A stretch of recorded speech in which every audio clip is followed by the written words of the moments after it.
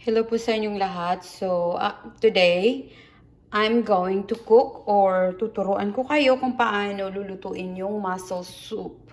Okay? Mussel soup, ito yung mga parang hindi ko alam nakalimutan ko sa anong Tagalog nito or Bisaya. Basta Kinhason in Bisaya. Paano unsa akong pagluto ang Kinhason basta Bisaya na siguro. So ngayon meron tayo ditong mussels or ito mussels, meron tayong cabbage.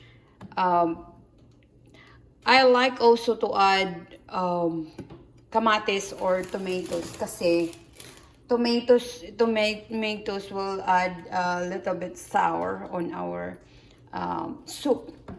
Okay. So ngayon, mag-start na tayo. Meron tayo ditong onion, garlic, at saka yung mussel soup na I boil this mussel. Then after I boil, I drain it. I use the strainer and remove the soup or the water or the broth, mussel broth. And then meron tayo ditong ground pepper natin to remove the smell of the mussels. And then we have here also oil. Okay, so let's start. The reason why I love eating mussels, it's not because of the taste only, but I want it. I love to cook this because this is good for our health. Okay? Mussels or kinhason or any shell or anything that came from the ocean or sea, it will help us stay away from goiter or yung thyroid problem. It will be gone. Okay? Nakakatulong siya. In Tagalog, nakakatulong siya or makatabang siya for us not to get sick, especially the thyroid problem. Okay? So, I just put a little bit oil in it just to fry our onion. Nahin natin ang onion. Mas maganda to if you cook it with the ginger. But since I haven't cut the ginger, so just add the ginger if you want. But what you're going to do, add the ginger first before you will put the onion.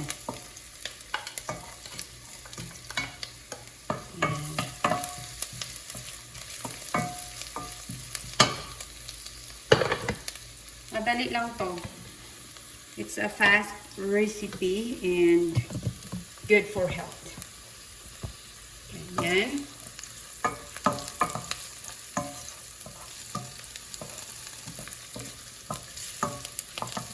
Then after that, we will put our mussels.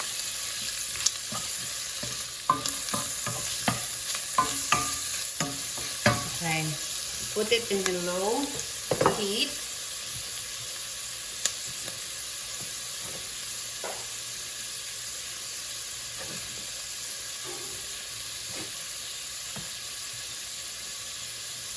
Ano na natin, and we will mix it. If you have also bouillon cubes, you can add it there. But if you don't have, it's okay. Just add some seasoning in it. Bouillon cube or nor cubes, or if you have magic sarap, pwede na din magic sarap.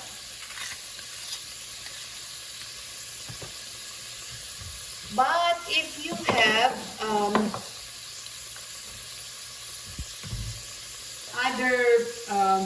other seasonings, is not just a bouillon cube like this, it's okay, you can add it there. But I love to add bouillon cube. Okay.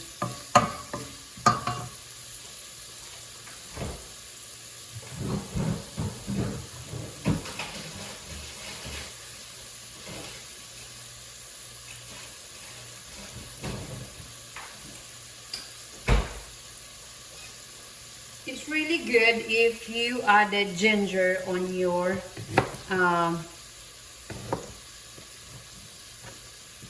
on your soup, because the smell, it helps remove the smell, and also ginger is good for your body. So I need to add some ginger.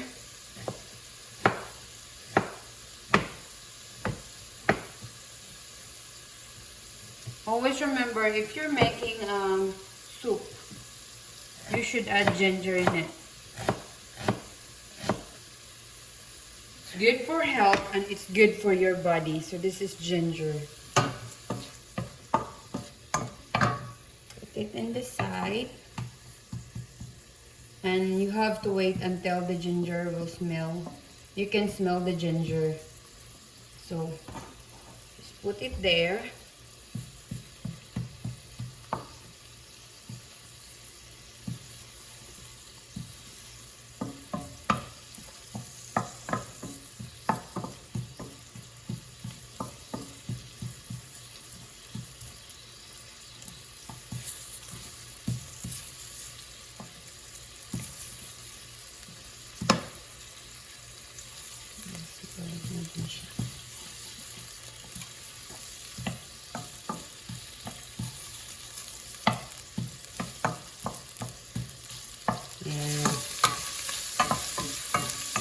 Mix it, then add your tomatoes. Dali lang, diba? Wait lang. Add your tomatoes.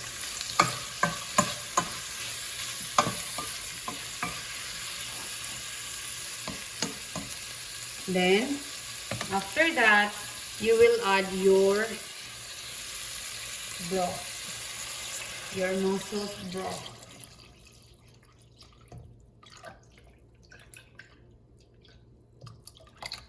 Then cover. Wait until it's boiling and you will add your cabbage. It's simple and easy, but it helps our health.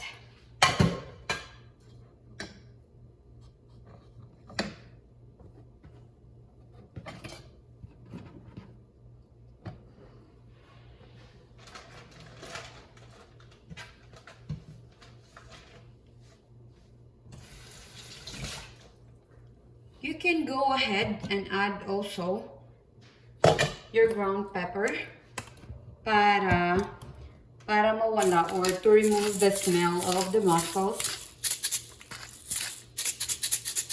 Mostly those who are making also soup, it's not just for curing or preventing yourselves from throat cancer, goiter, thyroid problem. The reason why you need to eat mussels also, or soup, especially, this is not just for those who have goiter, mostly those who have goiter are women, right? So my advice is that women should eat something like this. You should eat something that is good for your body, okay? All you have to do is just buy a mussels. This mussels that I got, it's not like in the Philippines that we can really remove it from the shell because it's fresh. But here you can't buy like that. We can buy only frozen already. So what you're going to do, even if it's frozen, it's still okay because it's still mussels. So all you have to do is just buy it, freeze it, and when you're ready to cook, even once a month you will cook mussels, or every other 2 months, like today December, you will make again February. It's okay, at least you have something on your body that prevents from having a thyroid problem or thyroid cancer or goiter. That's the best thing that you can do. You need to eat something that is good for your body. Okay? It's easy to cook and it's good for you.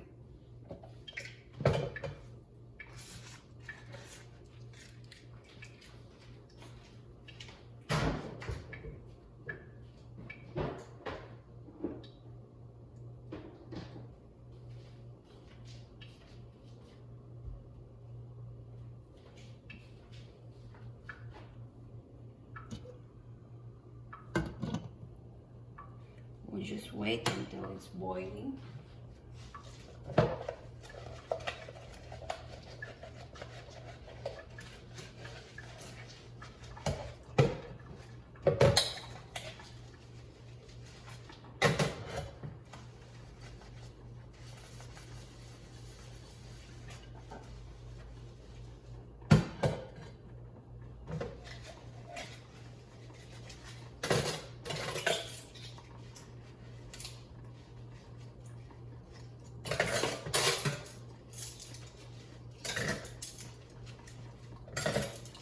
Breastfeeding mom, my advice also for the breastfeeding mom, you need to eat something that have soup, like mussel soup,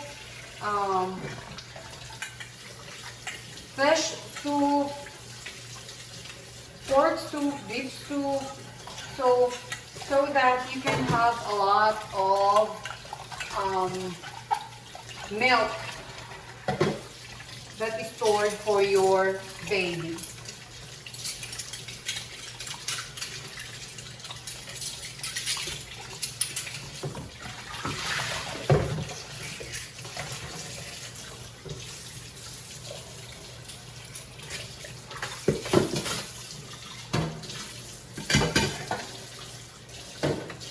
That's just my advice. If you are breastfeeding mom, you can make a mussel soup like this, and it's good for your body.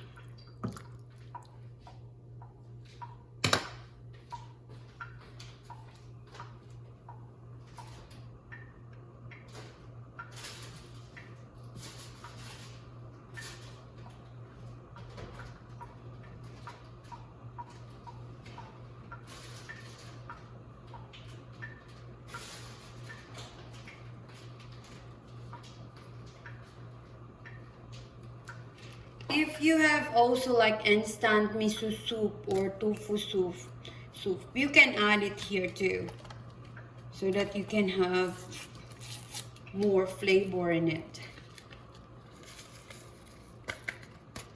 You can add some soup or any kinds. You can even add spinach in it, just to make sure that, just to make yourself happy or make yourself feel better while you are breastfeeding, or those who really want to be safe, like especially the girls like us, that we really want to be healthy and we avoid having a thyroid problem. So just cook like that.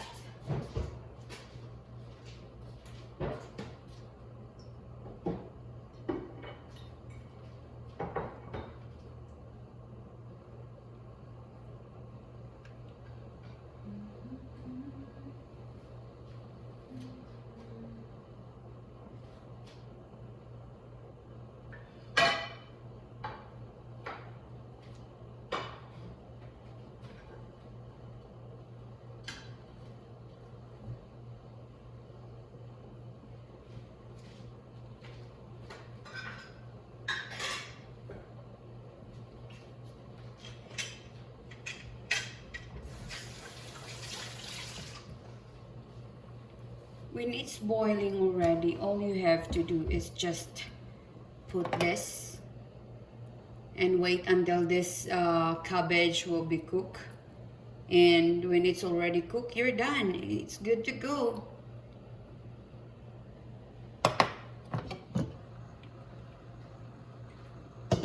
It's not yet boiling, but it started right now. Really have to wait until it's boiling. You can even add salt in this if you want, but if you have already the seasonings, you don't have to add salt. If you have already those bouillon cube, you don't have to add anything in here.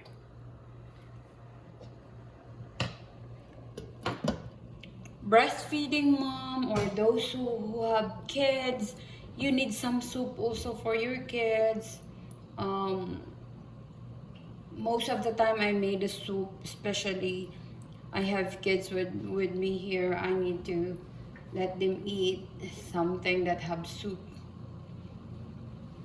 because frying our foods all the time is not good. So we should eat some soup, and we need to let our kids also eat some soup, and with vegetables. Make sure with vegetables, especially nowadays also.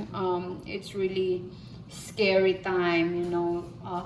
Pandemic is getting worse. It's not getting better. So we need to make sure that our family is safe. So one thing that you're going to do is feed your family. Cook instead of buying outside, instead of buying it to the store. Cook for them, and they will be fine. So now it's boiling. We need to add this. Most of the time I really love cooking, and the reason why I cook for my family to be healthy, especially to the kids, especially to my baby. My baby needs a lot of good foods. She needs a lot of food so that she will grow good, and she will be healthy. Everybody, I mean, on the whole family, I always make or cook like this. Look at this. This is the spinach.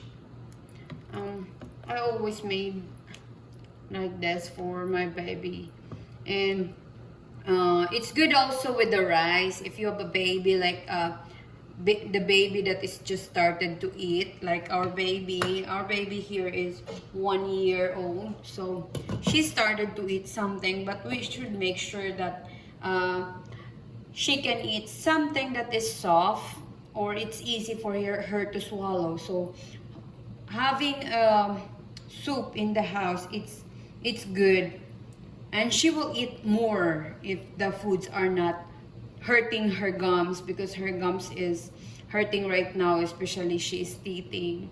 So she have a lot of teeth that is coming out, and it hurt her gums, especially if the foods are hard. So that's the reason why I make sure if I'm not cooking those oatmeal, I make sure that I made some soup.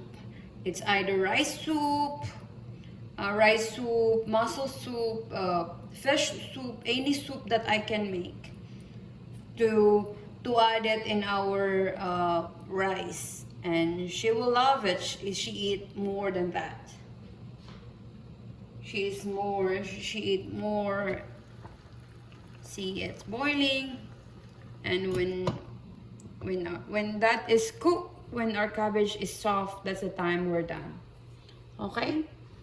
It's easy and it's good for your family. Healthy because you added vegetables in there. I think the tomatoes is lycopene. It's good for your skin, good for your heart. The lycopene is for the heart, I think. And the cabbage is a fiber. I'm not really sure, but everything in there is good. Okay, the ginger, the garlic, and the onion are healthy for the body too. So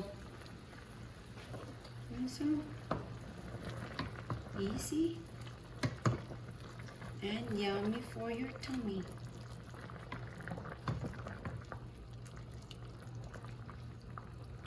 The water is this is 3 liters, 2.5. The broth is 2.5. See, it's stated here 2.5.